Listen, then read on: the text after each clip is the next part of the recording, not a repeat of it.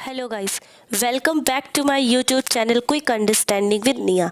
So guys, आज हम यशपाल द्वारा लिखित उपन्यास दिव्या पढ़ेंगे। दिव्या उपन्यास जो है वो 1945 में प्रकाशित किया गया था और ये उपन्यास इतना ज़्यादा फेमस हुआ, इतना प्रसिद्ध हुआ कि इसके 12 संस्करण बनाए गए। दिव्या उपन्यास को शुरुआत करने से पहले हम जान लेते हैं यशपाल जी के बारे में। यशपाल जी का जो जन्म था वो 13 दिसंबर 1903 में हुआ था। 1903 में फिरोजपुर छावनी में हुआ था इनका जन्म। ये जो थे ये हिंदी के यशस्वी कथाकार और निबंध लेखक हैं।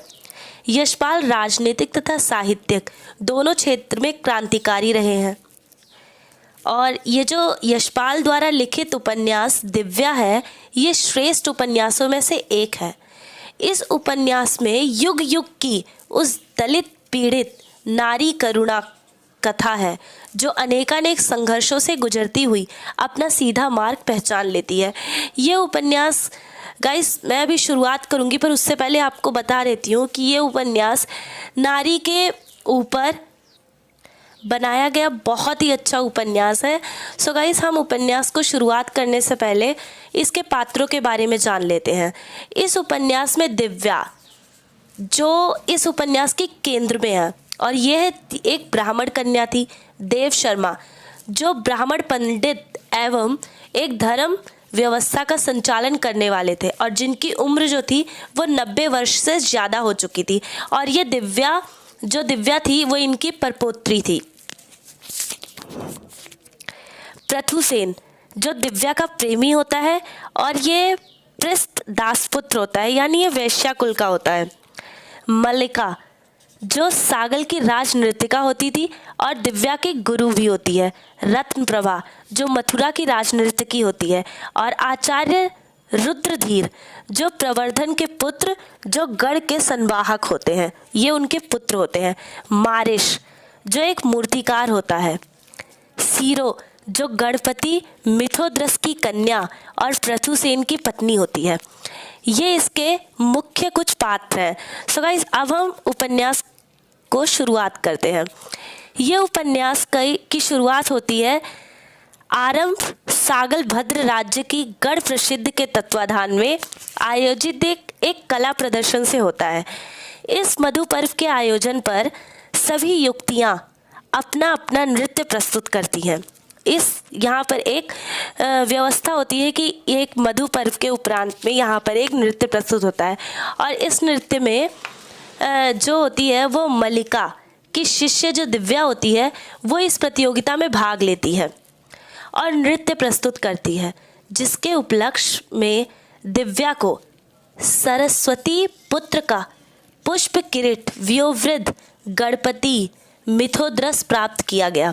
इसने इतना अच्छा नृत्य प्रस्तुत किया था जिसके उपरांत में इसको सरस्वती पुत्र का वो उपहार प्रस्तुत किया गया और इसी मधु पर्व में शास्त्र प्रतियोगिता का आयोजन भी किया जाता है, जिसमें दासपुत्र कौन होता है? प्रथुसेन को खंडाधिकारी घोषित किया गया। इसको खंडाधिकारी घोषित किया गया। अब क्या होता है, सागल भद्र राज्य परंपरानुसार कि यहाँ की एक परंपरा थी कि जो भी सरस्वती पुत्री या पुत्र जो भी बनता है, जैसे यहाँ पर दिव्या बनी तो प्रथुसेन को मुकुट पहनाएगी। तो दिव्या प्रथुसेन को मुकुट पहनाती है और जब प्रथुसेन शिविका को कंधा लगाने आगे जाता है तो रुद्रधीर रोक देते हैं और कहते हैं कि दासपुत्र को अभिजात वंश के युवकों के साथ शिविका में कंधा देने का अधिकार नहीं है। इस तरह दासपुत्र प्रथुसेन को अपमान सा लगता है और उस वक्त रुद्रधीर भी उनको अपमानित करते हैं, जो उनको बिल्कुल अच्छा नहीं लगता है। और जब प्रथुसेन तो वो क्या करते हैं, प्रथुसेन न्याय पाने के लिए वो देव शर्मा के न्यायालय में न्याय मांगने जाते हैं। देव शर्मा जो होते हैं वो दिव्या के दादाजी होते हैं, वो वहाँ पे उनसे न्याय मांगने जाते हैं। तो दिव्या वहाँ पे क्या करती है, उनका बहुत ही अच्छे से, बहुत ही भावपूर्ण, बहुत ही आदर सहित सत्कार करती है, जिससे प्रथुसेन दिव्या की ओर आकर्षित हो जाते हैं और कालांतर में यह प्रेम का आकर्षण धीरे धीरे धीरे धीरे परिणित हो जाता है और इसके परिणित हो जाता है और ये दोनों प्रेम करने लगते हैं एक दूसरे से। और इसके साथ साथ ही जो मूर्तिकार मारिश और आचार्य रुद्रधीर होते हैं वो भी कहीं ना कहीं दिव्या को पसंद करते हैं और उसकी ओर आकर्षित होते हैं। कालांतर में क्या होता है, केंद्रस पर आक्रमण होता है। तो पृथुसेन कहता है मैं युद्ध में जाऊंगा। हालांकि सबको ये लगता है कि इस युद्ध में उनकी हार निश्चित है, पर पृथुसेन कहता है कि नहीं, मैं जाऊंगा और युद्ध में जीत कर ही आऊंगा। तो दिव्या को बहुत गर्व होता है और दिव्या कहती है कि ठीक है तुम जाओ। और दूसरी ओर पृथुसेन वहाँ पर जाने से पहले दिव्या अपने आप को पूर्ण रूप से आत्मसमर्पण कर देती है। पृथुसेन को वो पूर्ण रूप से अपने आप को आत्मसमर्पण कर देती है। तो पृथुसेन भी दिव्या को वचन देता है कि मैं युद्ध के बाद आकर तुमसे ही विवाह करूँगा। विवाह का वचन देकर वो युद्ध के लिए चला जाता है। कुछ दिनों बाद क्या होता है कि पृथुसेन विजयी होकर लौटता है। दिव्या बहुत ज़्यादा आनंदित होती है, बहुत खुश होती है कि मतलब पृथुसेन विजयी हो गया। पर दिव्या पृथुसेन से मिलना नहीं चाहती, वो उसके पास जाना भी नहीं चाहती है। उसे लज्जा आ रही है क्योंकि दिव्या गर्भ धारण कर चुकी है पृथुसेन का, जिससे उसे लज्जा आती है और वो उससे मिलना नहीं चाहती है। तो दूसरी तरफ क्या होता है, मित्र देश की कन्या सीरो जो घायल हो जाती है और वो पृथुसेन से मदद लेती है। और दिव्या से मिलने नहीं देती है। और जबकि सीरो को सब कुछ पता होता है, उससे के बाद भी वो दिव्या से पृथुसेन को मिलने नहीं देती और ना ही पृथुसेन को कुछ भी दिव्या के बारे में बताती है। और यही दिव्या के जीवन में और बताती है। और इस तरीके से क्या होता है कि दिव्या यहाँ पे अकेली होती है और दूसरी तरफ सीरो का पृथुसेन से विवाह हो जाता है और दोनों अपनी ज़िंदगी में आगे बढ़ जाते हैं। जब ये बात दिव्या को पता चलता है तो दिव्या बहुत दुखी होती है और उसे लज्जा आती है कि वो समाज में अपने आप को कैसे लोगों के सामने अपने आप को कैसे प्रस्तुत करेगी, वो क्या जवाब देगी, क्या करेगी। शर्मिंदगी उसे बहुत ज़्यादा महसूस होती है, जिसके चलते वो अपने घर का त्याग कर देती है और वो चली जाती है घर से। यहीं तक बस दिव्या के जीवन में सुखमय जीवन का अंत हो जाता है और दुखमय जीवन का शुरुआत हो जाता है यहीं से। अब क्या होता है, दिव्या सर्वप्रथम क्या करती है कि बौद्ध आश्रम में आश्रय लेने के लिए जाती है दिव्या। तो वहाँ पर उसे आश्रय नहीं मिलता है। वो लोग कहते हैं कि तुम एक ब्राह्मण कन्या थी और तुमने अपना गृह त्याग कर दिया है, हम तुम्हें यहाँ पर आश्रय नहीं देंगे। वहाँ पर उसे आश्रय नहीं मिलता है। और फिर वो दास व्यवसायी प्रथुल के हाथों में पड़ती है। वो क्या करता है, उसे 20 स्वर्ण मुद्रा में बेच देता है। प्रथुल उस दिव्या को 20 स्वर्ण मुद्रा में बेच देता है। गर्भवती दिव्या प्रसव के यहाँ जाती है। फिर प्रसव भी क्या करता है, भूधर के हाथों में बेच देता है। 50 स्वर्ण मुद्रा में उसे वो वहाँ से भी बेच देता है। इस तरीके से दिव्या कभी इधर कभी उधर मतलब उसकी ज़िंदगी में इतनी ज़्यादा कष्ट आ रहे हैं और वो हर कष्ट को झेल रही है। अब क्या होता है, भूधर के यहाँ पर दिव्या को अपना स्तनपान दूसरे बच्चे को कराना होता है। यहाँ पर उसे अपने ही बच्चे का स्तनपान मतलब अपने ही बच्चे का दूध दूसरे बच्चे को देना होता है। मतलब उसको खाने में भी उसके जो दूध होता है उसे दूसरे बच्चे से बांटना होता है। दिव्या को ये पसंद नहीं होता है, तो दिव्या क्या करती है कि वहाँ से वो कार्य छोड़कर वो चली जाती है। वो अंत में सब कहीं से हार जाती है। अब दिव्या की ज़िंदगी में कुछ भी नहीं बचता है। तो दिव्या क्या करती है कि अपनी जान देने के लिए अपने पुत्र के साथ यमुना नदी में कूद जाती है कि अब मेरी ज़िंदगी में जब सूनापनी है तो मैं अब जी के ही क्या करूं, मैं अब मर ही जाती हूं। तो वो कूद जाती है। वहाँ पर क्या होता है, मथुरा की राज नर्तकी रत्न प्रभा दिव्या को देख लेती है और वो दिव्या को बचा लेती है। पर दिव्या का पुत्र जो शकुल होता है उसकी मृत्यु हो जाती है।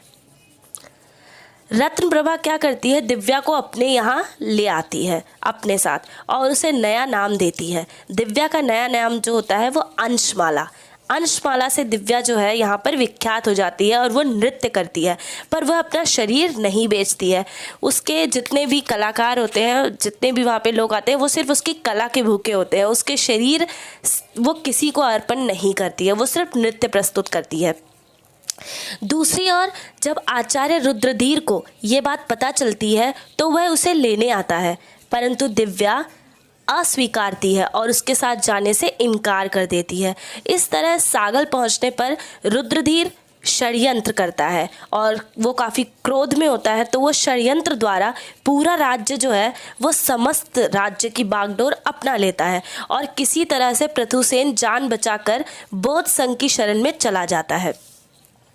इधर सागल की राजनृत्य की रत्न प्रभा जो होती है, सागल की राजनृत्य की रत्न प्रभा के यहाँ आती है।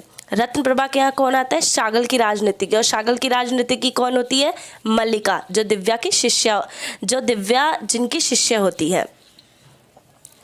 वो अपने स्थान, वो दिव्या को यहाँ पर देखकर बहुत ज़्यादा खुश होती हैं और मल्लिका क्या करती है, दिव्या को अपने स्थान पर बिठाना चाहती हैं, पर वहाँ के जितने लोग होते हैं वो दिव्या को मल्लिका के स्थान पर स्वीकार नहीं करते हैं। वो कहते हैं कि दिव्या इस कुल से नहीं है, वो ब्राह्मण कुल की कन्या है और हम उसे इस तरीके से इस गद्दी पर बैठने नहीं देंगे।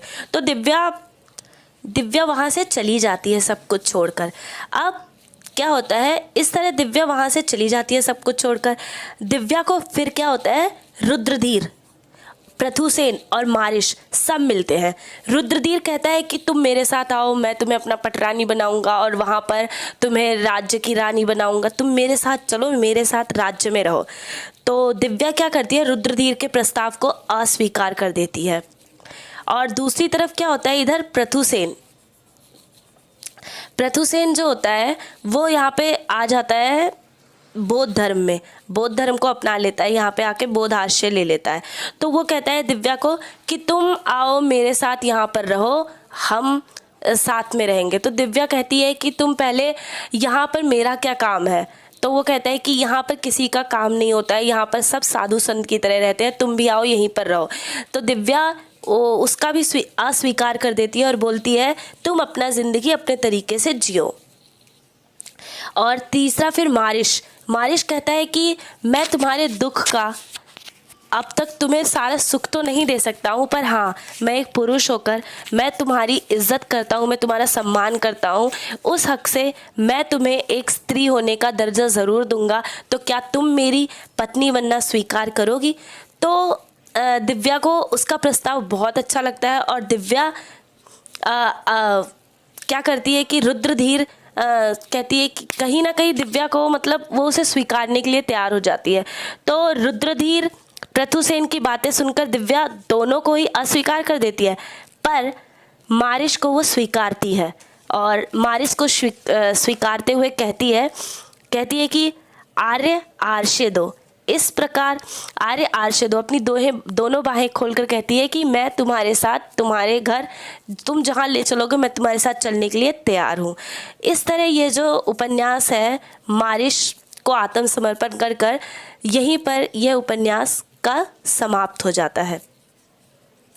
तो दोस्तों, यह उपन्यास थोड़ा पेचीदा सा, थोड़ा सा जटिल सा था, पर हाँ, यह उपन्यास पूरा बौद्धकालीन समाज की व्याख्या की है और जिसमें मतलब पुरुष प्रधान समाज को दिखाया गया है कि उस समय स्त्रियों की स्थिति कैसी होती थी और हमेशा से स्त्रियों को ही दबाया गया है। इस उपन्यास में यह भी दिखाया गया है, क्योंकि जिस तरीके से दिव्या को कहीं पर आश्रय नहीं मिलता है, प्रेम विरोधी उपन्यास है। और इस तरीके से आज हम ये उपन्यास यहीं पर समाप्त करते हैं। सो दोस्तों, अगर आपको इस उपन्यास से रिलेटेड कोई भी प्रॉब्लम होगी तो टेंशन मत लीजिएगा। If you have any question related to this novel, you can comment and ask me. Thank you so much guys. Thank you for seeing this video. Thank you.